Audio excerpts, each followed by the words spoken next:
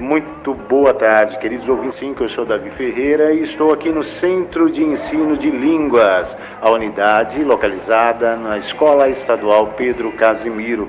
E vim especialmente conversar com a simpática professora, a Sensei Edna Tanaka. É professora, ela é psicóloga da educação, mestra e leciona nessa unidade do CEL, Centro de Ensino de Línguas, o idioma de japonês. Muito boa tarde, Sensei. Boa tarde, muito boa tarde, agradeço pelo convite. Nós aqui agradecemos, Sensei. Sensei, eu vou lhe fazer uma primeira pergunta, sempre voltada tanto para o ensino do idioma, como para o ensino em geral, e o nosso programa, o programa que eu ajudo, é muito focado no jovem, né? A primeira pergunta que eu faço para a senhora é qual a importância do idioma japonês e por que os jovens têm procurado este idioma nos dias de hoje? Ok, são duas perguntas, né? Uma delas a respeito da procura dos jovens. Em sua grande maioria, os jovens vêm focados no único interesse. O interesse deles em assistir os animes, né? E ler os mangás. O que são? São as revistas e são os desenhos animados japoneses. Então eles se interessam primeiro por este meio. E aí, ao saber que existe o ensino de língua japonesa numa escola pública, eles procuram a nossa unidade. A importância dele. Conforme o aluno vai se aprimorando no idioma, o interesse dele altera. Aquele interesse a respeito do anime e do mangá, ele deixa de ser o primordial, deixa de ser o principal, e a partir daí eles começam a perceber que o idioma japonês ele é importante como uma língua estrangeira. E como todos os outros idiomas, ele tem a sua importância na sociedade brasileira. Por quê? Nós temos várias ou quase todas as multinacionais japonesas aqui no Brasil, espalhadas pelo Brasil todo, e as oportunidades são grandes em se trabalhar nestas empresas. E um diferencial para o aluno que sai de uma escola pública sabendo o idioma é que ele eliminará vários candidatos. Sensei, a senhora tem alunos que são descendentes de japoneses, não é? Mas eu pergunto à senhora se há alguma diferença de aprendizado, alguma dificuldade maior para os estudantes brasileiros que não tenham contato diuturno com a cultura e a língua japonesa. Existe uma diferença? Olha, surpreendentemente, mesmo aqui em Cotia, que é uma região em que a gente tem aquela impressão de que é grande o número de descendentes, o número de descendentes aqui no curso de japonês é pouquíssimo, é um número muito pequeno, e na realidade esta geração, né, dos filhos de descendentes japoneses é uma geração já mista. Mesmo que ela não seja mista, o que acontece? Os pais já não falam mais o idioma, os avós pouquíssimos, e eu vejo que não há diferença na aprendizagem entre um e o outro, porque a grande maioria ainda é de não descendentes e a dificuldade é a mesma. Então a forma de ensinar o idioma hoje é como língua estrangeira, é como se fosse qualquer outro idioma, inglês, espanhol, a dificuldade é a mesma. Então não há diferença entre esses alunos, não. Ok, Sensei.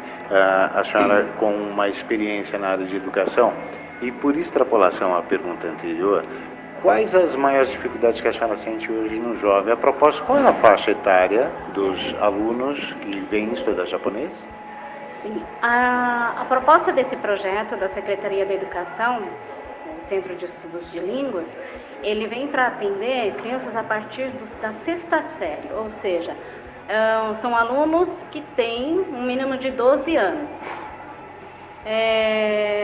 Então, numa sala de iniciantes, né, iniciantes do curso, eu tenho tanto aluno de 12, 13, 14 até 18 anos, né, porque quem está no ensino médio, no último ano do ensino médio, ele tem direito também. Qual era mesmo a outra pergunta? Sim, sensei. Por extrapolação, quais as maiores dificuldades que a senhora nota no aprendizado de um modo geral, não só do idioma japonês? Pois é. Para esses garotos e garotas. Esse é um público realmente que traz um comportamento totalmente diferente, talvez, da minha geração, né, de várias outras anteriores. O que ocorre com os jovens hoje? É uma coisa que a gente discute muito com relação à educação, à aprendizagem. É cada vez maior o número de crianças com dificuldades de aprendizagem, mas, em contrapartida, o que acontece?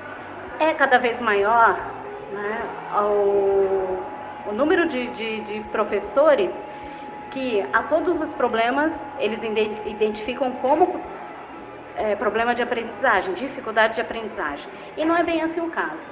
Hoje a gente lida com um público em que os valores estão diferentes, aquele modelo familiar não existe em grande maioria das histórias dos alunos. Isso interfere de uma forma ou de outra na aprendizagem, mas não só. Existe uma questão do sistema que, ao promover o aluno sem que ele tenha condições, faz com que o professor perca a sua autoridade, né, a sua autonomia em analisar, em avaliar o aluno. E na verdade todas as instâncias não estão se comunicando e os jovens estão cada vez menos envolvidos com a questão escolar. Nós temos também uma questão social. Ele traz a informação de que a escola não é necessária. A escola só se torna necessária no momento em que os pais valorizam a escola.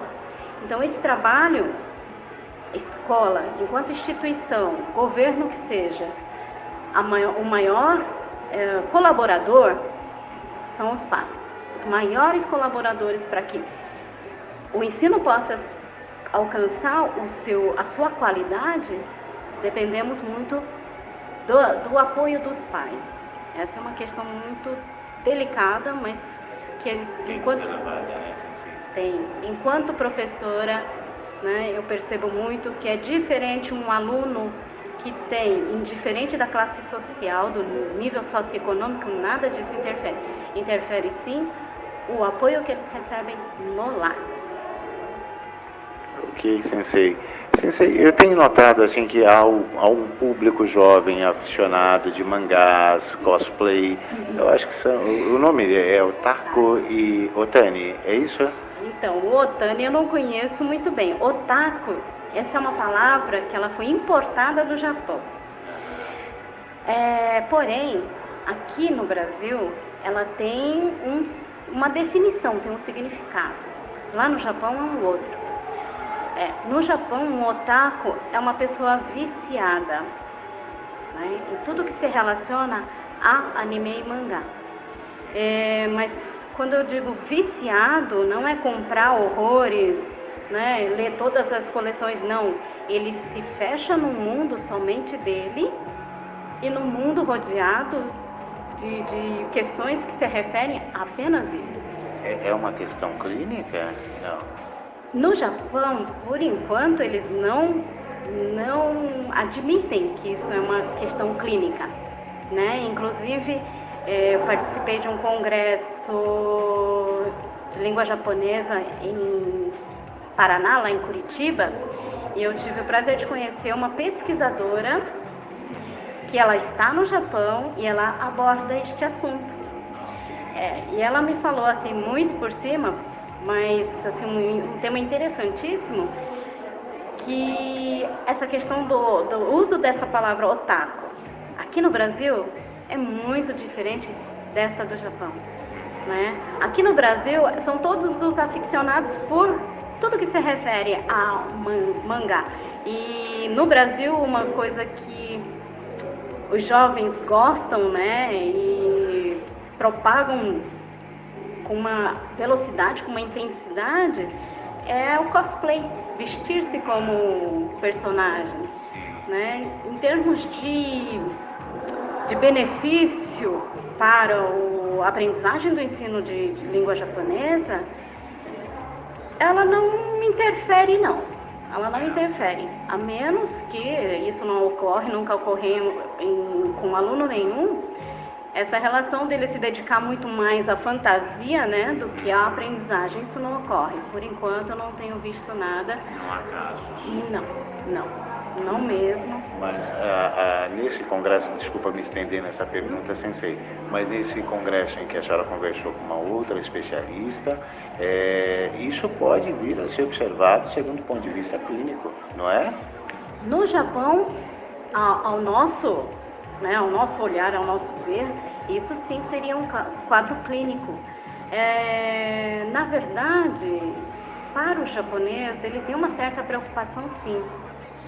Mas enquanto ele esse otaku, né, qualquer pessoa que seja definido como otaku, se ele não se torna uma ameaça social à sociedade, não se torna quadro clínico. Teríamos que verificar como a classe, né, dos profissionais em psicologia estão tratando deste assunto, mas essa informação a gente não tem.